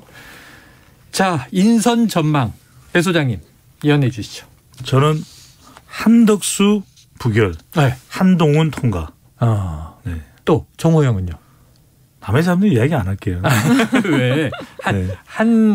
한덕수 총리와 한동훈 왜 그런 말씀을 드리냐면은 제가 계속 강조드리는 게 교통정리거든요. 이 인사에 대해서 국민들의 그 부적절한 여론에 대한 교통정리를 안 하기 때문에 한덕수 총리 후보자 쪽으로 더 몰리는 거죠. 집중이 되는 거죠. 왜냐하면 더불어민주당이 표결할 수 있는 것은 총리 후보자밖에 없거든요. 어쨌든 지금 총리는 부결된다. 한동훈 후보자는 장관 된다. 저는 이제 한동훈 장관 내정자는 될 것 같은데 이 지금 한덕수 총리 내정자에 대해서 어저께 좀 새로운 변수가 생겼어요. 그리고 이제 어저께가 지방선거 후보자들 등록을 한 날이었거든요. 그러다 보니까 이 한덕수 총리 내정자 계속 부결시켜서 끌고 간다면 이게 이제 지방선거뿐만 아니라 그 이후에 민주당 전당대회 이런 여러 가지 정치 일정 볼 때 좀 부정적일 수 있어서 저는 한덕수 총리 내정자도 좀 통과시키는 방향도 지금 검토하고 있지 않을까. 약간 그런 생각이 지방선거 전 들었어요. 통과된다. 네네. 그러면 배 소장님 부결된다. 저 아주 확답은 안 하시네. 이걸 이제 답으로 놓고 통과된다 이 소장님과 이제 내기를 성립시키도록 하겠습니다. 자, 다음 이슈 이게 아주 중요한데요. 이제 지방선거 플러스 여기 국회의원 보궐선거까지. 미니 총선이라고 이제 부릅니다. 자, 이게 대선 주자였던 분들이 뛰어들면서 진짜 대선 2라운드가 돼버렸어요. 분당갑의 안철수 후보, 인천 계양을의 이재명 후보. 자, 여론조사 이 소장님, 배 소장님 말씀해 주실래요? 어떻습니까? 네, 이 조사는 개요는 잠시 뒤에 이제 소개를 해드리겠습니다. 네, 이제 안철수 한국갤럽의 조사입니다. 한국갤럽 소개를 해드렸던 개요는 소개를 해드렸죠. 그러니까 이게 중요한 것이. 안철수 전 위원장의 출마에 대해서 긍정적으로 보느냐 아니면 이재명 고문의 출마에 대해서 긍정적으로 보느냐인데 안철수 전 위원장은 좋게 본다 출마에 대해서 51%예요. 그런데 이재명 고문의 개항을 출마에 대해서는 좋게 본다가 37%. 좋지 않게 본다는 응답이 48%로 11%포인트 부정적인 의견이 더 높았습니다. 그런데 안 전 위원장은 과반이 이제 좋게 본다. 그렇죠.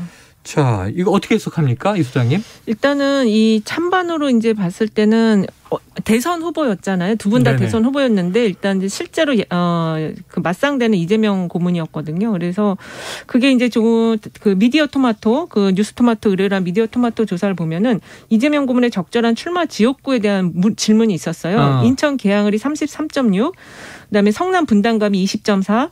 출마 자체가 이르다가 33.4가 나왔거든요. 그래서 일단 대선 후보였던 사람이 이제 바로 이렇게 또 그 선거에 나서는 모습에 모습에 대해서는 아직도 퀘스천 마크가 있는 것 같습니다.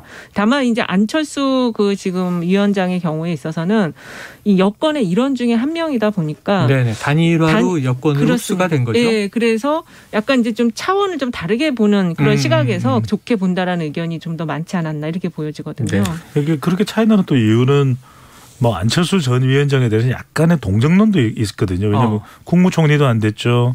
또 공동정부도 국민의당 인사들 그러니까 이태규 의원 등에서 또 새 정부의 강요로도 안 됐죠. 또 포함이 안 됐거든요. 그러다 보니까 최근에 유행어가 이거예요. 실망입니다. 실망입니다. 그러니까 그런 동정 여론이 생겼어요. 안철수 전 위원장 정말 분당갑 출마라도 못했으면 어쩔 뻔했어. 어쩔 뻔했어요. 근데 이제 성대모사까지. 이재명 고문에 대해서는 민주당 전체로 보는 것 같아요. 민주당 전체가 좀 최근에 부정적인 게 있으면 이것도 이재명 고문과 후보에게 또 영향을 미치고 또 그런 현상이 있다고 봐야 되겠죠. 안철수 후보는 좀 개인 차원의 동정 여론이 그렇죠. 높고 이재명 후보에게는 민주당 전체의 이제 부정적인 여론이 쏠려 있다. 그렇죠. 더 큰 리더십의 인물로 보는 시각인 것 같아요. 사실은 뭐 대선을 끝까지 윤석열 대통령을 상대로 치른 인물이고 안철수 후보는 결국은 이제 윤석열 후보를 지지하면서 당시에 지금 이제 여권으로 이제 편입이 된. 그래서 이건 좀 짧게 말씀드려야 될 것 같아요. 이재명 고문의 출마에 대해서 민주당 지지층이나 호남 그리고 진보층에서는 과반 이상이에요.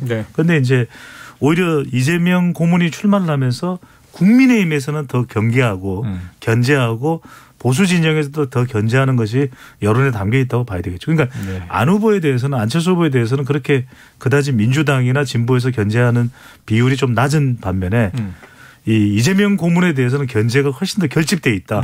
강력하다 이렇게 봐야 되겠죠. 자, 뭐 관련해서 지금 원래는 지방선거인데 미니 총선까지 덧붙여지는 바람에 판이 커졌어요.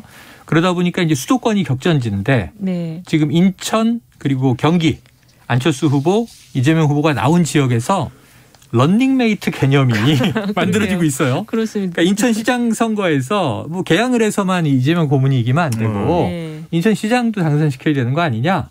안철수 후보는 그냥 분당갑에서 국회의원 배지다는 게 문제가 아니고 경기도지사까지도 찾아와야 되는 거 아니냐? 맞습니까? 이게 이제 지방선거가 주인데 지금 지방선거 이제 광역단체장들이 러닝메이트의 대상이 되는 그런 현상이 좀 나타났는데 사실 인천 지금 미디어토마토 조금 전에 소개해드린 미디어토마토 조사를 보면은 국민의힘 유정복 후보가 44.6%, 민주당의 박남춘 후보 현 시장인데요. 41.2%로 오차범위 팽팽하게 지금 접전을 벌이고 있어요.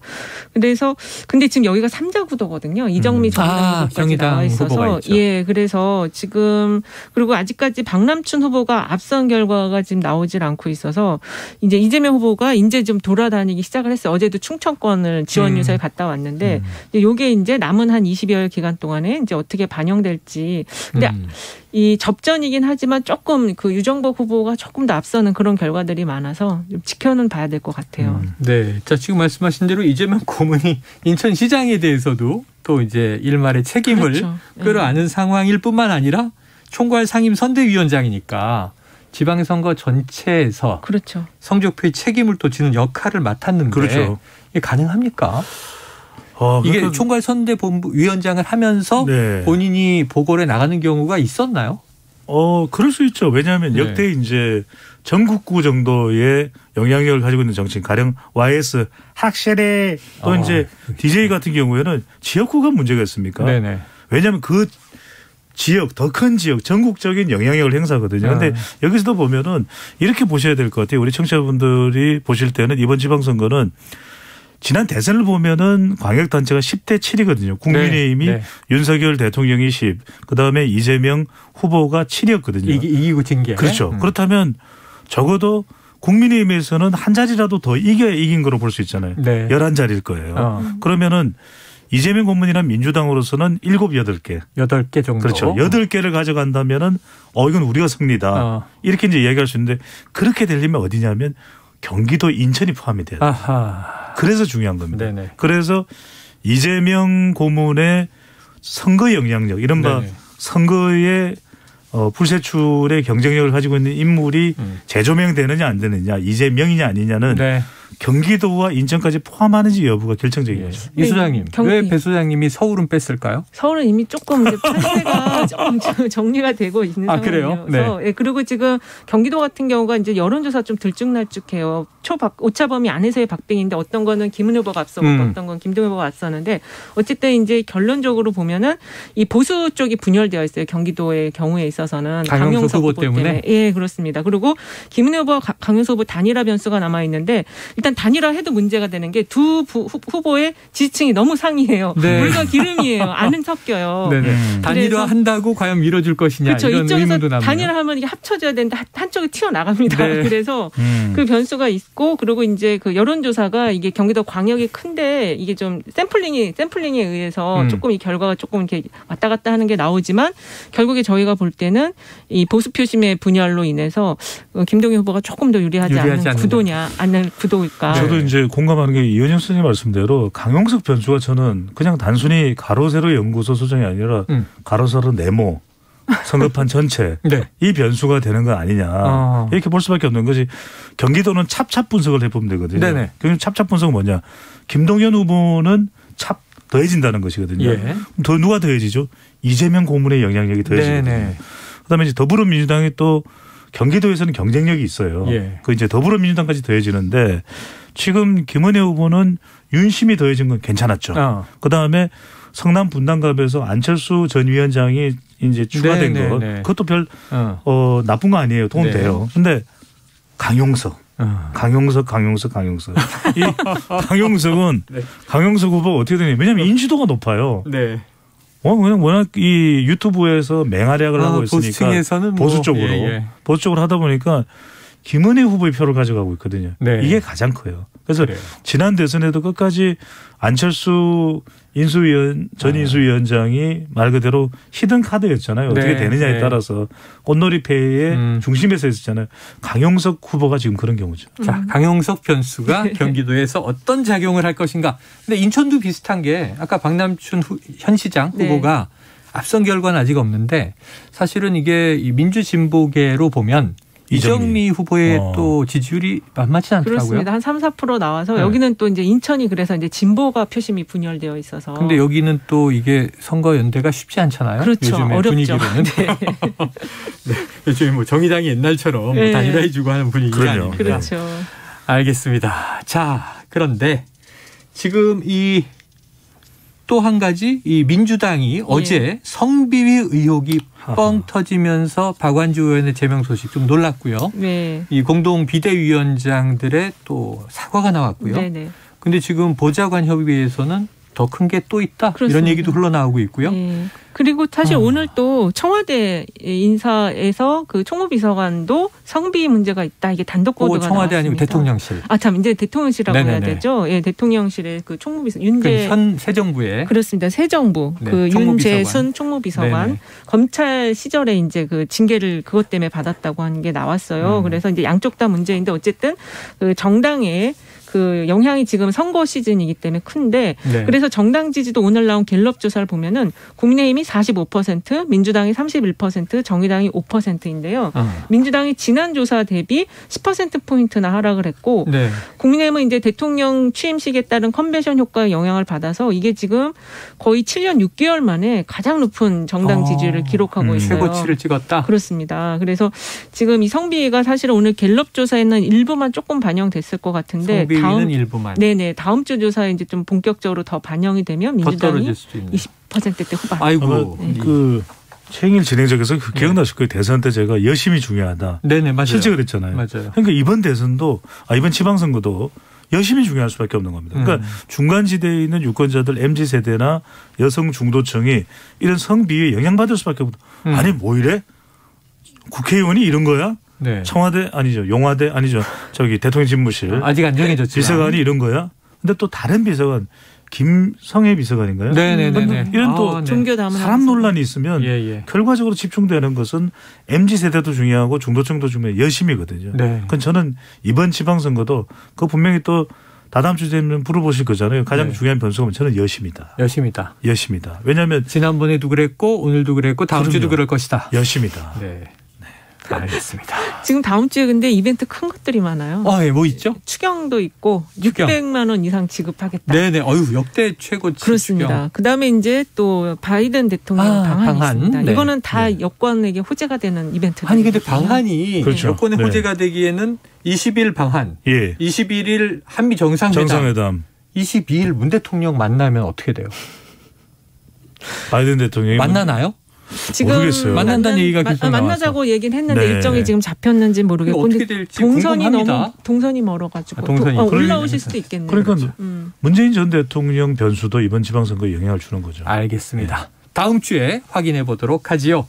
지금까지 여론오락관 몇 대 몇 이은영 휴먼앤데이터 소장, 배종찬 인사이트 K 연구소장이었습니다. 두 분 고맙습니다. 네, 감사합니다. 고맙습니다. Splish splash, I was taking a bath. Long about a Saturday night. Yeah. 점심 먹고 유쾌한 시사 디저트 한 입. 최영일의 시사본부. Well, I stepped out the tub and put my feet on the floor.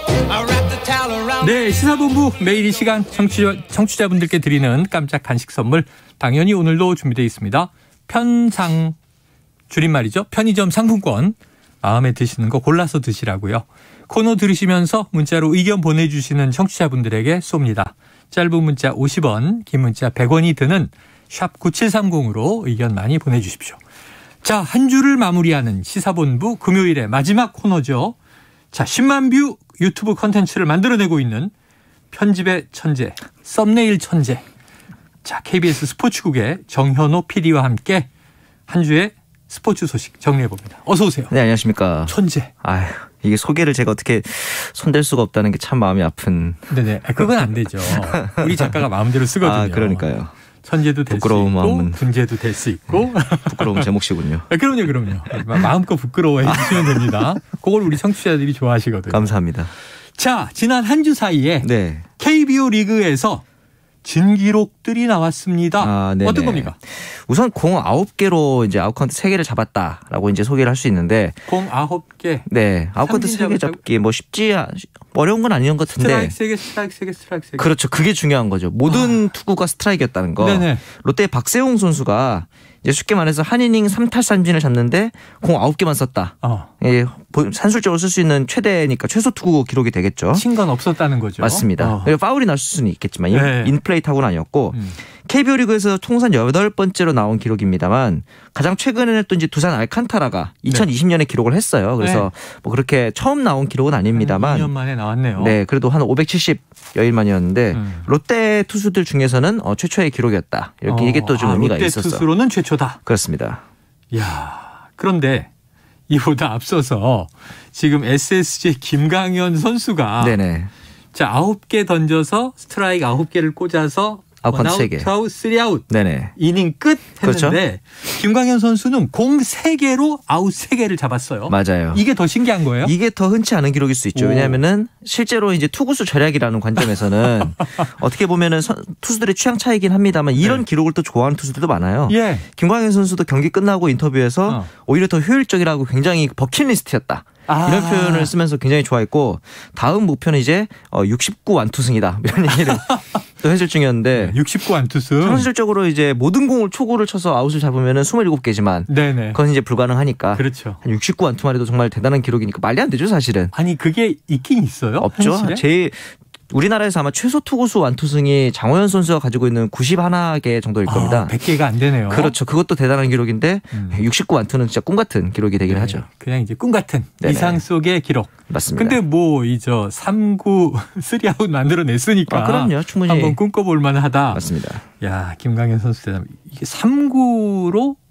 한 이닝을 끝냈으면 이게 몇 분 걸렸을까요? 보통 한 3분 안에 끝나죠. 아무리 천천히 선수들 들어오고 해도. 야구 한 이닝이 3분에 끝난다. 그러니까요. 이게 정말 놀라운 일입니다. 네. 진기록은 진기록인 것 같고요. 네. 자, 리그 최하위를 달리고 있는 NC. 야, 지금 시즌 중인데 그렇죠. 결국 감독을 경질하네요. 네네. 자, 이 사령탑을 교체했는데 네네. 분위기 반전을 이끌어낼 수 있겠습니까? 지난 11일 날 이제 경질 발표를 했는데 공교롭게 또 작년 5월 11일에는 롯데가 또 허문회 감독이랑 계약 해지를 했단 말이죠.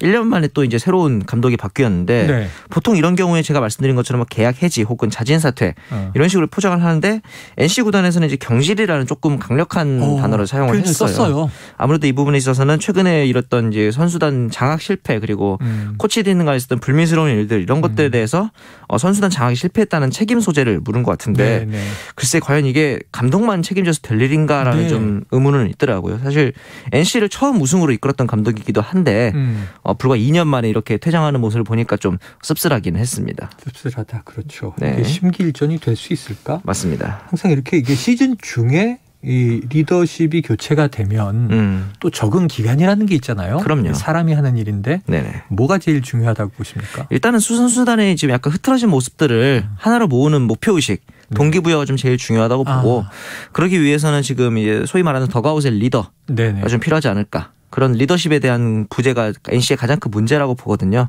그런 감독이 새로 좀 빨리 부임을 해서 선수단의 분위기를 정비하는 게 필요해 보입니다. 그래요. 덕아웃의 리더십이 중요하다. 사실 이게 프로기 때문에 동기부여 얘기하시니까 프로의 동기부여는 항상 돈인데 돈이고 이제 성적이고 그런 거죠. 근데 이제 못하는데 돈을 줄 리는 없으니까. 맞습니다. 이게 악순환이죠. 자, 빨리 이 리더십 교체의 늪에서 빠져나오길 기대해 보고요. 자, 프로 농구로 가보면 서울 SK 나이츠 통합 우승을 했네요. 그렇죠. KGC를 4승 1패로 꺾고 우승했고 전희철 감독이 사실 SK의 데뷔를 이제 이번 시즌 했는데 데뷔하자마자 우승을 했죠. 근데 이제 좀 재밌었던 게 기자회견을 하고 있는데 선수들이 난입을 해서 샴페인을 뿌리고 이런 모습이 있었어요. 그래서 보면은 얼마나 좋았으면 사실 이 SK도 앞서 말했던 NC처럼 선수들 개개인의 이 구성력 실력은 좋은데 단합되지 않는 모습 이런 게 항상 좀 약점으로 보였는데 이 전희철 감독이 특이하게도 굉장히 그 젊은 선수들하고 소통이 굉장히 격이 없는 편이라고 하더라고요. 코치 시절에 선수들이랑 게임하고 놀았던 그런 코치였는데 장점이 있네요. 그렇죠. 이제 감독되고 나서 게임 안 한다고 하니까 선수들이 와서 감독님 게임 한번 하자고 그렇게 얘기를 할 정도로 굉장히 좀 친하게 지내는 허물없이 지내는 감독인데 이에 대해서 이제 전희철 감독이 선수들은 좀 우리랑은 다른 세대이기 때문에 나도 맞추려고 노력을 많이 하는데 선수들이 또 좀 잘 알아준다. 이런 이제 얘기를 했기 때문에 이런 선수들과의 커뮤니케이션, 소통 이런 것들에 있어서 전희철 감독이 좀 새로운 리더십을 지평을 열었다고 볼 수도 있을 것 같아요. 새로운 리더십의 지평을 열었다. 맡은 첫 시즌에 첫 우승을 이끌어냈다. 맞습니다. 근데 그 원인 분석을 지금 아주 잘해 주셨어요. 결국은 이제 선수들 세대에 눈높이를 잘 맞춰라. 그런 느낌이죠. 소통과 공감을 이끌어내라. 앞으로 그럼 사실 그동안에 우리 스포츠 감독하면 좀 이렇게 권위적이고 그렇죠. 과거에 또 이제 한가닥했던 분들 카리스마라는 단어로 제일 많이 설명을 하긴 했었죠. 그럼 대부분 라떼는 말이야 이렇게 갈 것 같은데 자, 새로운 젊은 리더십이 이렇게 성공할 수 있다는 또 멋진 모습을 보여줘서 고무적입니다. 자, 그런데 이런 또 멋진 우승 소식, 반가운 소식도 있지만 곧바로 오리온 구단의 매각 소식이 발표됐습니다. KBL 출범 때부터 대구 동양 오리온스 이렇게 시작한 역사가 꽤 되지 않나요? 그렇죠. 이때 이제 2001년도, 2002년도 시즌에 김승현, 김병철, 힉스 이렇게 트리오를 이끌어서 우승을 하기도 했었고 비록 이제 그 이후에 최다 연패라는 좀 아픈 역사가 있긴 하지만 대구 팬들이 굉장히 사랑을 많이 했었던 팀이거든요. 물론 이제 중간에 연고지 이전이라는 이슈가 있긴 했지만 대구 내에서 이제 오리온, 대구 동양 오리온의 인기는 저도 그 당시에 기억이 날 정도로 굉장히 좀 신드롬에 가까운 인기가 있었는데 좀 아쉽긴 합니다. 야구로 보면 지금 이제 두산이 서울이지만 옛날 오비 시절을 생각해서 그때 대전에 있었죠. 충청권 대전 분들이 이제 아직도 응원 많이 하시거든요. 그런 것도 있어요. 그러니까 그런 이제 전통적인 팬들이 아직 대구에 계신데 자, 매각이 됐다. 자, 그 중간에 연고지를 대구에서 고향으로 옮겼습니다만 그래도 오리온을 계속 응원한 팬들 많으실 텐데 자, 이게 매각 소식에 좀 반응이 심상치 않은 것 같아요. 이게 왜 그러냐면은 이제 기업이 인수를 한 게 아니고 이 데이원 자산운용이라는 이제 말하자면 금융회사가 농구단을 운영하게 되는 상황이거든요. 이제 뭐 프로야구에서도 키움이라든가 이런 경우가 있지만 이거는 네네. 모기업은 아니고 이제 네이밍 스폰서이기 때문에 좀 다르거든요. 그렇죠. 스폰서 개념으로 그렇죠. 하죠. 그런데 이제 이렇게 금융회사가 프로농구단을 운영하는 건 첫사례이기 때문에 그렇습니까? 사실 이 부분에 있어서는 좀 걱정이 될 수밖에 없겠죠. 아무래도 뭐 그렇게 큰 자산 규모를 가진 기업은 아니다 보니까요. 네네. 그래서 이제 KBL 측에서도 임시총회를 열어서 회원가입 여부를 결정할 예정이고 그나마 다행인 것은 데이원 자산운용 측에서는 연고지 유지 그리고 선수단과 사무국 지원까지도 모두 승계를 받겠다라고 얘기를 했기 때문에 이제 또 고향 팬들 입장에서는 혹은 오리온 팬들 입장에서는 연고지 또 옮기나 이거에 대한 걱정이 좀 있었을 텐데 다행히 그런 부분은 없을 것 같아요. 네, 그런 부분은 없다. 네. 자, 다행인 점도 있지만 아까 말씀하신 대로 이게 좀 무리한 마케팅으로 뭐 금융이든 아니든 기업이 구단을 샀다가 조금 운영해보고 또 매각하고 하면 정말 주인 없는 구단 되는 경우들이 있었잖아요. 그렇죠. 과거 이제 뭐 전자랜드 같은 경우도 이번에 계속 이제 이름이 바뀌고 가스공사로 바뀌고 하는 과정들이 좀 있었기 때문에 뭐 농구 팬들 입장에서는 걱정이 안 될 수가 없는 상황이긴 하죠. 네, 그렇습니다. 자, 말씀하신 대로 전자랜드에 이어서 오리온까지 프로농구단 운영에서 손을 뗐습니다. 맞아요. 자, 인수하는 구단들이 있어서 팀 수가 유지되기는 하지만 이거 매각이 계속 이어진다는 거 농구계에는 이건 좋은 소식은 아니죠. 그렇죠. 왜냐하면은 사실 축구나 야구에 비해서 농구단은 선수단 규모도 적어서 들어가는 자본도 적잖아요. 그렇죠. 그럼에도 불구하고 기업들이 꺼려한다는 거는 그만큼 흥행 이슈가 좀 적다. 이렇게 좀 볼 수도 있는 거라서 야구에 비해서는 그렇죠. 사실 다른 종목들도 이번 사태를 좀 보면서 팬이 없는 프로스포츠가 어떻게 되는지를 좀 경각심을 가져야 되지 않을까 그런 걱정도 좀 되기도 하고 이 부분에 있어서 항상 이제 제가 말씀드리는 게 이 스타들이 좀 많아지고 스타들 간의 어떤 스토리텔링 라이벌 관계 이런 스토리들이 좀 많아져야 팬들이 몰입을 하게 되거든요. 이번에 이제 데이원 자산운용 측에서는 이 허재 전 농구대표팀 감독이자 허훈과 허훈의 아빠이기도 한 예능인이기도 한 이 허재 전 감독을 최고 책임자로 내정을 했어요. 이 최고 책임자라는 게 좀 특이한 호칭인데 어떻게 보면은 이제 기존 구단에서 단장과 비슷한 역할이고 단장보다도 조금 더 이제 프론트적인 그런 운영 같은 것도 허재 감독이 좀 많이 맡게 된다고 합니다. 단장, 경영, 그렇죠. 심지어는 경기에도 개입할 수 있는 또 그렇게 되면 또 이제 재미있는 얘기가 나올 수 있겠지만 아마도 외적인 부분에 좀 더 신경을 많이 쓸 것 같긴 합니다. 그래요. 또 좋은 선례를 만들어주길 기대해 봅니다. 자, 오늘 최고의 스포츠 이슈는요. 손흥민 선수가 뛰고 있는 토트넘이 챔피언스 리그 진출권을 따느냐. 그렇죠. 4위 자리를 두고 아스널과 경쟁을 벌이는데 지난밤에 그냥 깨부쉈어요. 그렇죠. 3대0 완승을 거뒀고 사실 이날 졌으면은 챔피언스리그 진출 가능성이 사라지는 상황이었거든요. 그러면서 손흥민이 또 이제 21번째 골을 터뜨리면서 모하메드 살라와의 이제 경쟁 격차를 한 골차로 좁히면서 우리나라 득점왕 EPL에서 대한민국 득점왕이 나오는 그런 기대를 또 좀 할 수 있는 가능성을 열어뒀습니다. 이미 차범근은 넘어섰는데. 맞습니다. 자, 챔피언스리그 진출할 것 같으세요? 제가 보기에는 가능성이 낮진 않은 것 같습니다. 낮진 않다. 손흥민 선수 지금 페이스만 잘 유지해 준다면은 기대를 좀 하게 됩니다. 자, 살라 선수 제치고 손흥민 선수 득점왕 될까요? 이 부분도 제가 확실하게 답변을 못 드리겠습니다. 이분 신중하네. 그렇죠. 무조건 된다고 한번 지르고. 된다고 했다가 안 되면 괜히 저 때문에 안 된 것 같으니까. 알겠습니다. 신중한 정현호 PD였습니다. 여기까지 하죠. 말씀 고맙습니다. 감사합니다. 자, 스포츠본부로 오늘 최영일의 시사본부 준비한 순서 끝났습니다. 오늘 편의점 상품권 받으실 분이요. 1349, 2729, 1311, 5180, 9201, 2738, 6505님. 자, 맛있게 드시길 바랍니다. 그리고 이제 주말이 시작되죠. 주말 잘 보내시고요. 저는 다음 주 월요일 오후 12시 20분에 다시 찾아뵙겠습니다. 지금까지 청취해 주신 여러분 고맙습니다. 지구를 위한 새로 고침 습관을 바꾸는 라디오